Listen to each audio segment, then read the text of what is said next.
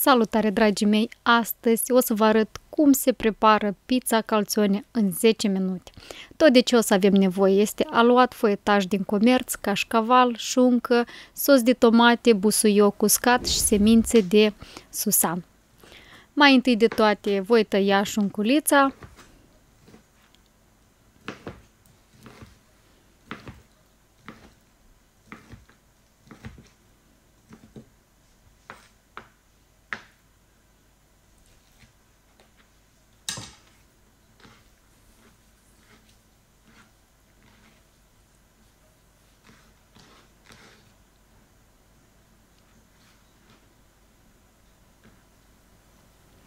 După ce am tăiat șunca, o să rat și cașcavalul mozzarella prin forma cea mai mare.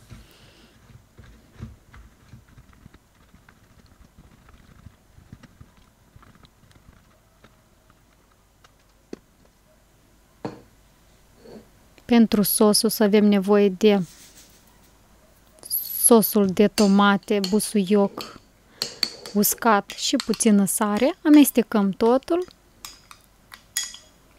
și sosul este gata.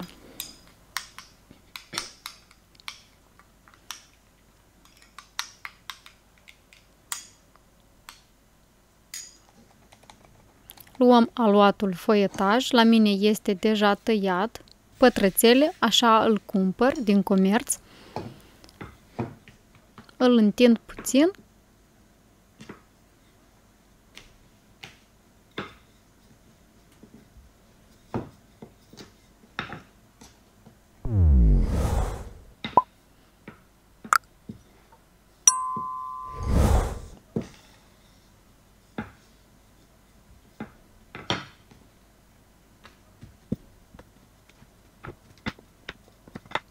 Pun puțin sos.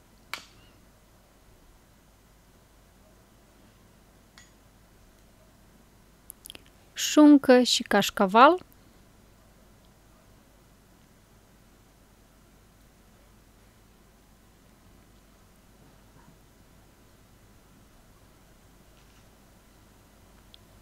Formez un pliculeț. Îl lipim foarte, foarte bine.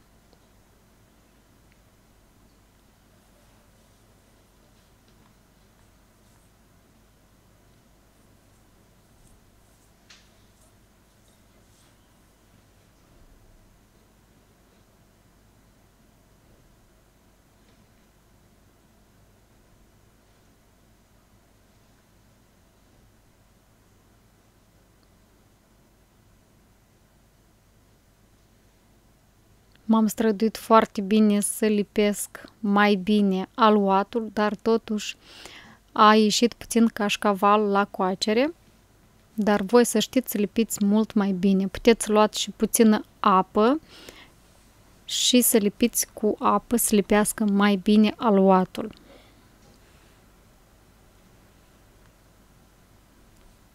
La fel fac cu următoarele.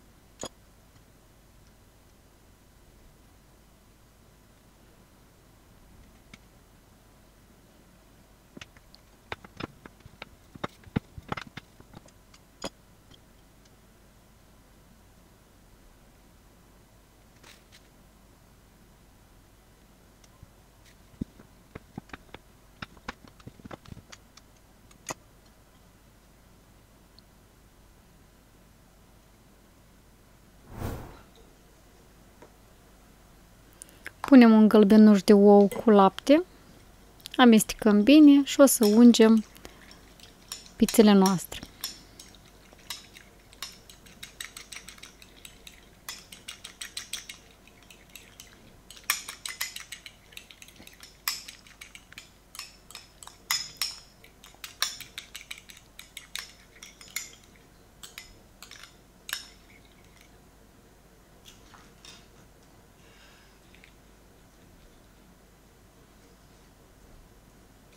Le ungem cu ou, presurăm cu semință de susam și le dăm în cuptor.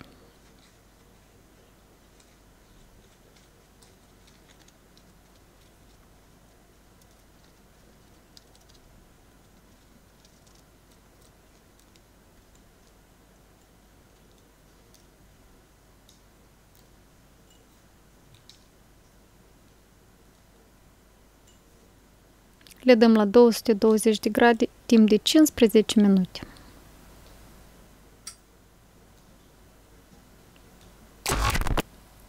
S-au primit perfecte, gustoase și nimic nu se diferențiază de o pizza obișnuită. Să aveți poftă!